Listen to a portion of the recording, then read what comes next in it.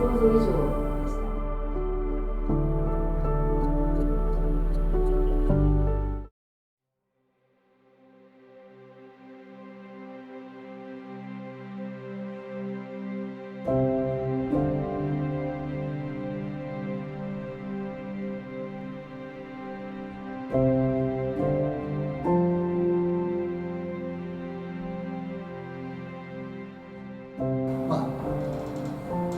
僕らが普段自分だと思ってるのはエゴなので、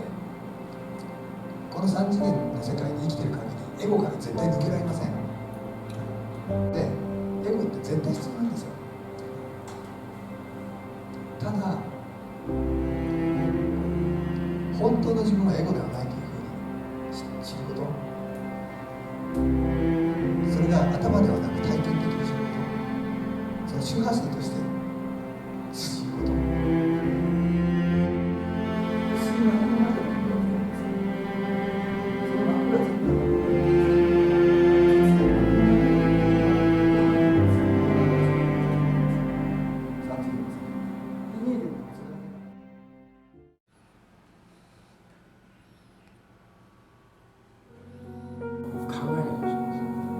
とにかく感じるということでここの4日間を過ごしてもらいたい。考えるんじゃなくて感じるだけでいいです。普段は何かこう見て綺麗だな、なんとか怒ってるな、元気だなとか、なんかいろんなことをこうなし、それをそのまんま感じ取るということだけにしてほしい。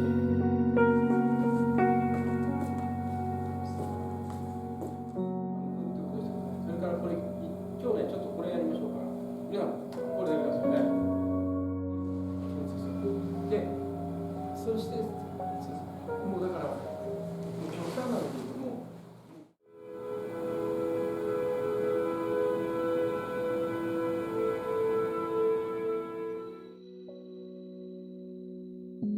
自分のエネルギーは今感じてる自分のエネルギー、自分の能力とか体とか病気とか健康ってある枠の中で考えたら、枠の外に自分の能力を超えたエネルギーがあると思ってください。でそれはエゴとスピリチュアルの関係なんだけど、自分のエゴの高いだとエネルギーって中がグリグリ埋まっちゃうんですよ。でちょっと自分以外のエネルギーが入ってくると、自分のエネルギーが本当のエネルギーが認識してエネルギーが変わるっていうエネルギーの方から見ることが予定になると思います。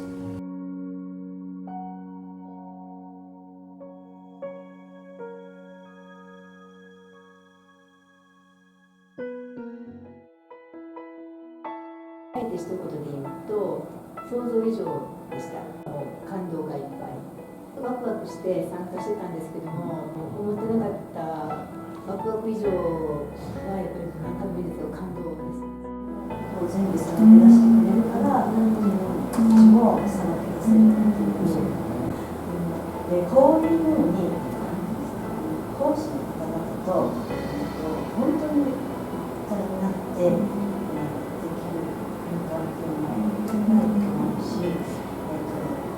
自分のエネルギーが高くなれば周りも高くなってそれぞれが成長できるんだっていうのを、本当に感じました。で今回特に一番良かったなと思うことは、過去に参加したものってその場だけでやっぱ終わっちゃってるんですよね。で家に帰ってそうだああいうこと習ったなって言ってそれに関連する本を読んだとって結局自分にはやっぱ落とし込めないんですよね。知識としては入っていくんですけど実践が全然できてなくて、でその知識じゃなくて実践が必要だっていうことも分かるんだけども、その実践がやっぱり分からないっていう状態が何でもあって、で今回はその、実際にセラピーとしても見ていただいたし、タロットとしても見ていただいたし、そのワークとしても参加してその体感するっていうことができたので、すごくそこが良かったなと思って。共同創造になってます。これは講師とか受講生とかそういう立場を超えてます。一言で言うと、